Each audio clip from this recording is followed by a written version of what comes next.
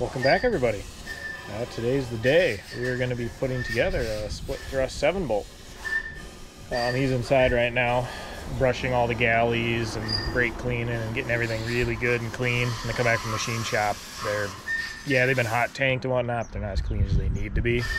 So he's scrubbing that out, and we're going to start slamming this together and take you along for the ride. All right, so everything got cleaned up, and we just checked the piston to cylinder wall. This block originally had machine work done on it when it was purchased and was supposedly honed for 20 over Weisco's, and the piston to cylinder wall was 0035 on it, which is their recommended, but that's not the power that this car is going for. That's too tight. So we had to go send it back to the machine shop to get honed out more. So we just measured it out, and we ended up at 0047 on it. So pretty loose for a full wet block, but it'll handle a ton of boost and everything. So the way you do that is take a measurement on your piston from right here in the skirts. That's the widest part, which on these pistons are 3.363. That's what they measure out at. Then you use a dial bore like this, and you zero it to the piston size, and then run it back and forth in the bore. Figure out your piston to cylinder wall. So the problem that it had is fixed. So now we're gonna slam the crank in it. We had already fit the crank once in this block, and had to order a different set of bearings for it because it's essentially a brand new Eagle crank that's only been polished once. It was actually a little on the fat side on the journals. So it's going to have a mix of some standard size and then some thousandths undersized for oil clearance bearings. So you use 1/2 of the thousandths and then the standard to take 0.0005 out of the oil clearance to end up with what we're targeting for clearance. So we're going to double check the main bearing oil clearance again and get the crank put in. All right. So the mains have been measured, and all the oil clearances are right where we want them to be, right on my target. So now we're just doing one last quick check with plasti gauge. It's always just a good idea for a sanity check to do it anyway. And when you do this with the ARP mains, you want to use their moly lube on the stud itself, top and bottom of the washer, and the bottom side of the nut. Some people lube up the threads but not do the washer or anything, and that's wrong. You need to lube on both sides of the washer and the bottom side of the nut, because that's where most of the resistance is as you're torquing it. All right, everything's torqued down and in there, and we just checked the crank end play, which on the split thrust here, it's got little thrust washers down in here like the Evo. What you need to do is you put them in, put your girdle in. I snug it all down, then pry it one way with a pry bar, beat it back the other way with a hammer, just so you move that crank back and forth so it seats them thrust washers in tight into the block. Then you torque it all down, and then as you pry the block back and forth, you measure the crank end play.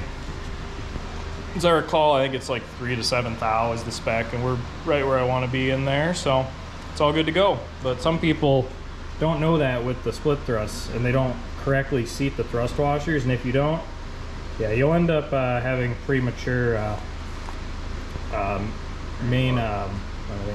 crank end play, excessive crank end play, or as they say with these, crank walk. Some guys have had those problems with split thrusts not seating them correctly.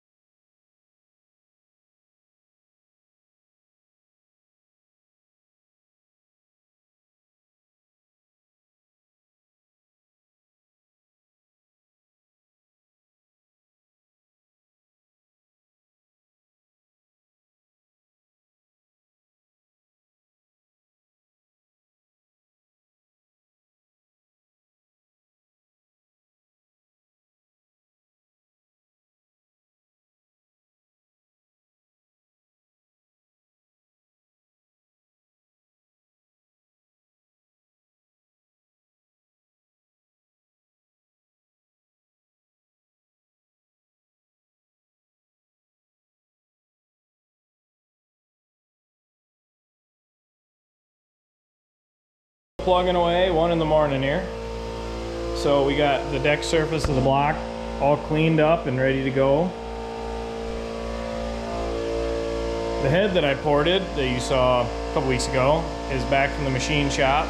We're getting that cleaned up and getting ready to get it put on the block right now. Nice clean head.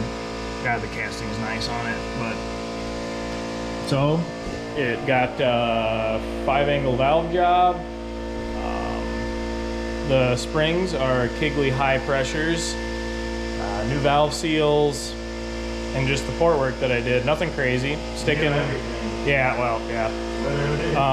Sticking with a 2G lifter, because if you're trying to spin really high in RPM, again, I don't know, train of thought, what people say. In my experience, I trust the 2G, well, HLA technically, more than the revised. If you're turning a lot of RPM, I don't like running the revised above like 8,500 RPM. So, but we're gonna get this cleaned up and get the head torqued down on there. It is getting a HKS metal layer with L19 studs, and the head gasket was ordered in the thickness that was needed to get the quench area correct on this motor. Because all the math that I do, I try to get the quench area as close as I can, which some people say a DSM doesn't really have a quench area because it's not anything really flat in the chamber, but I still like to bring it in tighter, just because in theory that will help to keep detonation down. So don't show them all the goodies. More content coming. I haven't yet, but so we're gonna keep plugging away. Okay, getting it cleaned up here. Still got to wipe the deck surface down, but machine shop did a nice finish on it. Got the RA to what we needed to seal that metal layer down. Because again, metal layers are great and they're bad at the same time. If you're just pulling ahead on a motor and not touching the block, don't put a metal layer on. You'll end up pushing coolant if you turn it up. They need a specific roughness average achieved on the finish to make them seal. So if you're putting more together and you want to run a metal layer, you should consult the manufacturer to be sure, but a rule of thumb is something under the 50 roughness average on most of them, they'll seal. If it's above that, they won't. So on like the aluminum head, you should be able to see like a rainbow reflection in it and drag your nail and it is smooth, nothing touches it. Same thing with the block. You should be able to drag a nail and nothing touches it. Yeah, I don't think the camera's gonna pick it up. No, probably not. It doesn't pick up the rainbow, but it's... You see it in person. It's decked to how it needs to be. And when he actually cut this head, I was up there when he did it, and had to take a thou and a half off it. And it actually still is a great head. It's still well above service limit, so it could even push coolant and get decked again, but just a quick little tidbit there.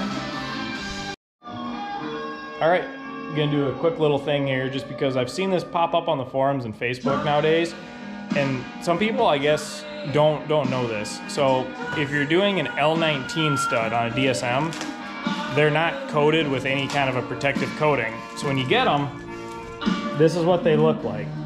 They come essentially in a plastic sleeve and cellophane wrapped. So it's still covered at the moment, so I could do it with my bare hands. See, he's got gloves on. When you install these studs, you want to have gloves on. The oils from your hands can actually degrade or damage the stud over time. So from the moment it leaves its little protective sleeve, have gloves on. From installing it to everything to when it's done. Please wear gloves. I can't say how quick it'll cause a problem, but they come packaged that way because there's no kind of protective coating on them. So I just pop it in quick just to say that, because I've seen this come up a few times that people didn't know this. An ARP should have something as soon as you open the box that says this is a white glove stud. They don't, they should. here's where we are. So we're gonna keep going. All right, head is now torqued on with the L19s here. You can click them a little bit tighter, but you don't want to go over 100 foot-pounds without inserts in the head. It's a bad idea. So this one we clicked at 95 with a HKS metal layer. So it should hold down pretty well, we're hoping.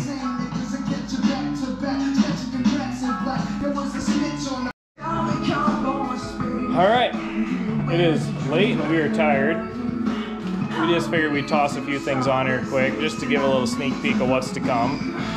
So, see the valve cover that was made for the car, JMF race, the exhaust manifold.